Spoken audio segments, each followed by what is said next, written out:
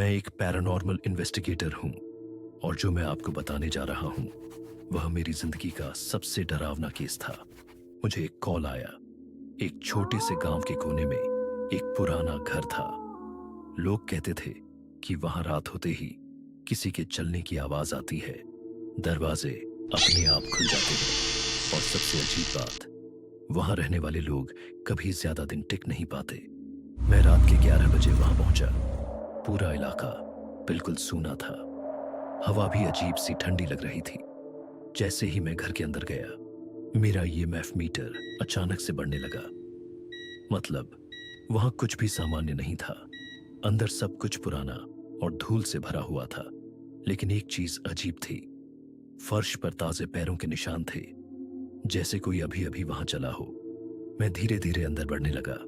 तभी अचानक पीछे से एक दरवाजा जोर से बंद हुआ। मैंने तुरंत पलटकर देखा, लेकिन वहां कोई नहीं था।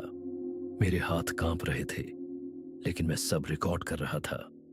तभी मेरी कैमरा स्क्रीन पर एक हल्की सी परछाई दिखाई दी, जो मेरे पीछे खड़ी थी। मैं तुरंत पलटा, लेकिन वहां कोई नहीं था। अब डर सच में बढ़ चुका था। मैं ऊपर वाले फ्लोर पर गया। वहां एक कमरा था जो आधा खुला हुआ था। जैसे ही मैं अंदर गया, कमरे का तापमान अचानक बहुत ठंडा हो गया और तभी मैंने साफ साफ सुना, कोई धीरे से मेरा नाम ले रहा था। यहां से चले जाओ, अर्जुन। मेरी सांसें रुक गईं। मैंने तुरंत रिकॉर्डर चेक किया। उसमें भी वही आवाज रिकॉर्ड हो चुकी थी। लेकिन सबसे डरावनी बात अभी बाकी थी। जब मैं वहां से बाहर निकलने लगा, तभी मैंने देखा दरवाजे के पास एक लंबी सी परछाई खड़ी थी। वह धीरे धीरे मेरी तरफ बढ़ रही थी। मैं बिना सोचे भागने लगा और जैसे ही मैं घर के बाहर निकला, मैंने एक बार पीछे मुड़कर देखा। वह परछाई अब भी दरवाजे पर खड़ी थी और धीरे धीरे अंधेरे में गायब हो गई। अगले दिन जब मैंने रिकॉर्डिंग देखी, तो एक चीज ने मुझे अंदर से हिला दिया।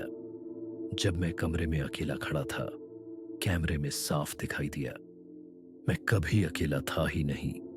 उस रात के बाद से जब भी मैं अकेला होता हूं, मुझे लगता है कोई मुझे देख रहा है और अभी भी मेरे पीछे वाली कुर्सी पर कोई बैठा है और चुपचाप मुझे देख रहा है।